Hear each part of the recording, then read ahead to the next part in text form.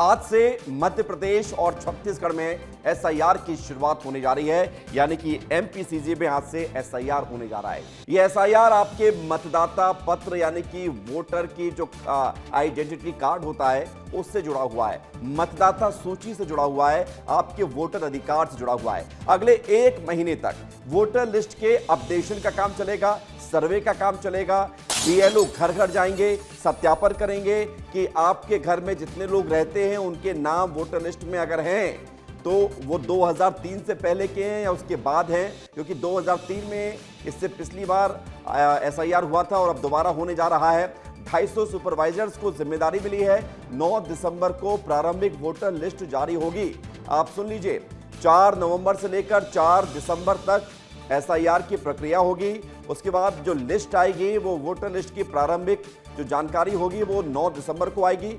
2003 के बाद पहली बार डोर टू डोर सर्वे हो रहा है और 3 बार बीएलओ घर में जाएंगे और ये जांचेंगे, पड़ताल करेंगे कि जो लोग वोटर लिस्ट में हैं या जिनको जोड़ना है वो किन परिस्थितियों में वहां पर रहते हैं और वो वहां पर रहते भी हैं नहीं रहते, ये भी जानकारी आज मांगी जा रही है। आज से ये सिलसिला शुरू हुआ है। 2003 में जो 18 साल के नहीं थे उनका एसआईआर हो रहा है। माता पिता की वोटर लिस्ट के आधार पर ब्यौरा मांगा जा रहा है। 11 दस्तावेजों की कॉपी देनी होगी। एसआईआर में क्या करना होगा ये आपको बता रहे हैं।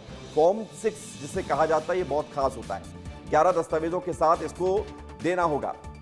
रंजना दुबे हमारे साथ जुड़ गई हैं और एसआईआर की प्रक्रिया हम आपको अब लाइव दिखाने वाले हैं। विस्तार न्यूज आपका अपना चैनल है और अगर कोई खबर हम दिखाते हैं तो उस खबर के बड़े मायने होते हैं।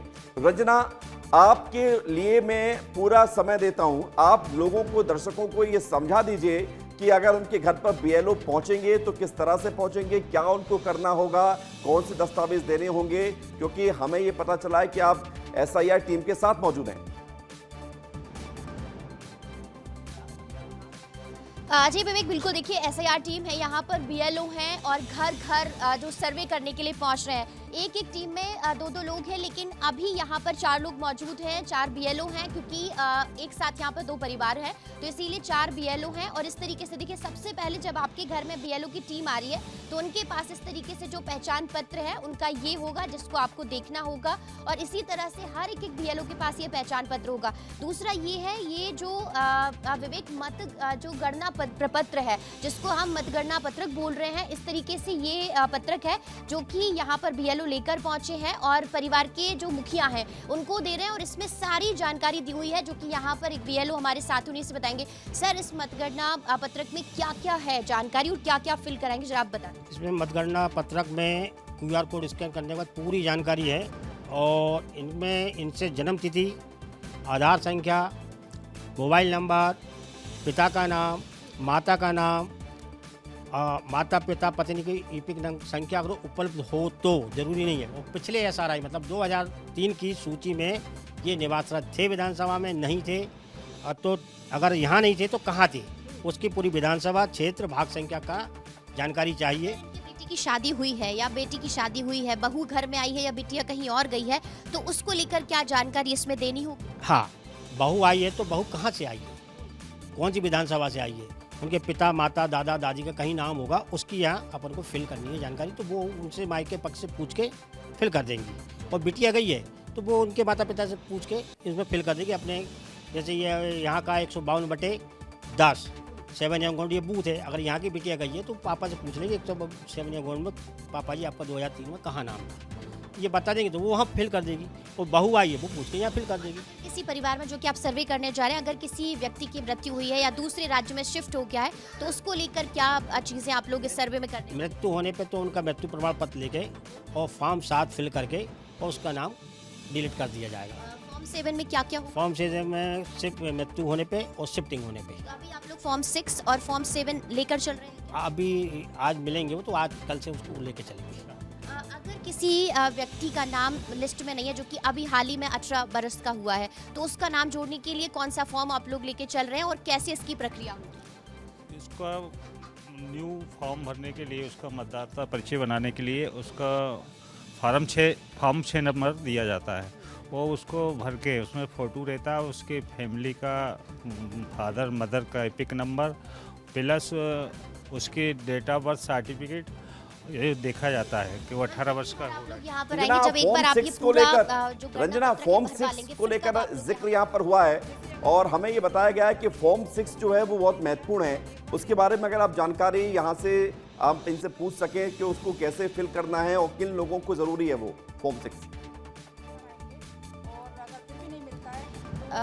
देखिए वो फॉर्म 6 वही है जिनको पहली बार अपना नाम जुड़वाना है मतदाता सूची में, और इसीलिए वो फॉर्म 6 भरना होगा। हालांकि अभी वो फॉर्म 6 इनके पास नहीं है, वो अभी आएगा और अभी जो गणना पत्रक है ये दिया जा रहा है। इसके बाद जो नए वोटर्स हैं उनके लिए जब ये दूसरी बार आएंगे तब आप लोग वो फॉर्म 6 लेकर आएंगे। बिल्कुल फॉर्म 6 लेकर आएंगे, और अगर किसी की मृत्यु हुई है, शिफ्ट हुआ है, तो उसके लिए फॉर्म 7 भी लेकर साथ में आएंगे।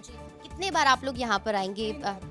एक बार अभी आप आ गए? हाँ, एक बार आ गए हैं, और दूसरी बार अगर फिर से आएंगे तो जैसे अगर जानकारी कंप्लीट हो गई है इनकी तो तीसरी बार नहीं आना पड़ेगा। अगर जानकारी अधूरी है तो फिर से बोल देंगे कि हम 2 दिन बाद फिर से आएंगे। और सर ये जो दस्तावेजों की बात कही जा रही है कि सारे दस्तावेज मांगे जाएंगे, जिसमें जाति प्रमाण पत्र है, आपका स्थायी निवास प्रमाण पत्र है और आपकी जो पासपोर्ट है, इस तरीके के जो दस्तावेज देने होंगे, तो वो किन परिस्थितियों में जो वोटर्स है इनको देना होगा?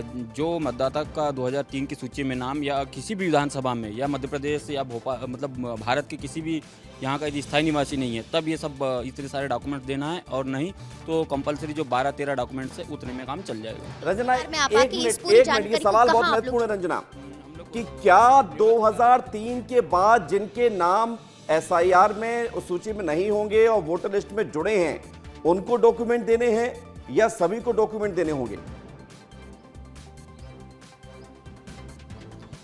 ये बताइए दस्तावेज किसको देने होंगे जिनका नाम जिनका नया नाम ऐड हो रहा है, जैसे फॉर्म नंबर 6 जो बच्चा भर रहा है, जो बच्चा 18 साल का है, उन्हीं से दस्तावेज लेना है। जिनके नाम पहले से जुड़े हैं उनको डॉक्यूमेंट देना अनिवार्य नहीं? अनिवार्य नहीं है, केवल फोटो लेना है कलर्ड वाली। जितने भी परिवार के सदस्य उन सभी की कलर्ड फोटो इस फॉर्म में आपको चस्पा करनी होगी, मतलब चिपकानी होगी। गणना पत्रक में उनका फोटो लेकर चिपकाना है, 2 फोटो लिए जाएंगे। और अगर आपको लग रहा है कि डॉक्यूमेंट परफेक्ट नहीं है या मिलान नहीं हो पा रहे, तो उसको लेकर क्या फिर आप लोग कैसे वेरिफिकेशन करेंगे? उनसे अन्य डॉक्यूमेंट्स मंगवाए जाएंगे, जैसे कि मान लो मार्कशीट से मिलान नहीं खा रहा तो आधार कार्ड से मिलान नहीं खा रहा, बैंक पासबुक या फिर मतदाता परिचय पत्र।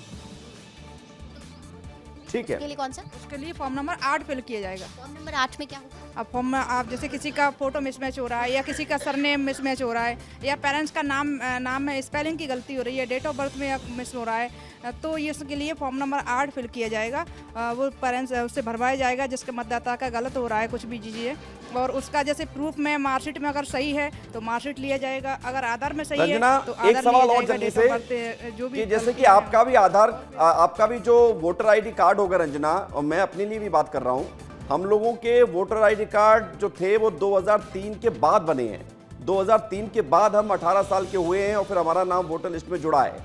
तो क्या हम लोगों को और ज्यादा चिंता करने वाली बात जरूरत है कि हमारे लिए ये एसआईआर हो रहा है? देखिए एक और सवाल है कि 2003 के बाद जैसे हम लोगों का वोटर कार्ड बना है तो उसके लिए भी वेरिफिकेशन होगा क्या, या फिर जो नई चीज़ है जैसे मान लीजिए कोई जगह हम लोग छोड़ चुके हैं तो उसमें भी कोई वो एसआईआर सिर्फ हम लोगों के लिए मतलब 2003 के वोटर्स के लिए है क्या? सभी के लिए एसआईआर फॉर्म मान के चलो, जैसे इनका नाम 2003 की सूची में था, इनके बच्चों का नाम नहीं था, बच्चे इनके वोटर आईडी वोट नहीं डाल पाते, अभी डाल पाए हैं 2003 के बाद, तो उनके बच्चों के जब हम मैपिंग करेंगे तो वेरीफाई के लिए इनका जो 2003 की सूची में कौन से क्रमांक था, कौन सी विधानसभा थी, वो क्रमांक डाला जाएगा और उससे इनके नाम से उनको मैप कर दिया जाएगा। जी तो देखिए इनके नाम से जो ठीक है रंजना, 2003 में जो नई ये थी, मुझे क्योंकि लगता है कि 2003 मोटा में मोटा बहुत सारी जानकारी आपने बीएलओ से पूछने के बाद यहाँ पर दर्शकों को बताई है कि क्या होने जा रहा है, और चिंता वाली कोई बात नहीं है, ना कोई घबराने वाली बात है। ये सब कुछ इसलिए हो रहा है ताकि एसआईआर की प्रक्रिया से वोटर लिस्ट को मॉडिफाई कर सके और उसको अपडेट कर सके, उसमें सही वोटरों को रखा जा सके, बरकरार रखा जा सके। उधर बहुत शुक्रिया रंजना आपकी, आपने जानकारी दी।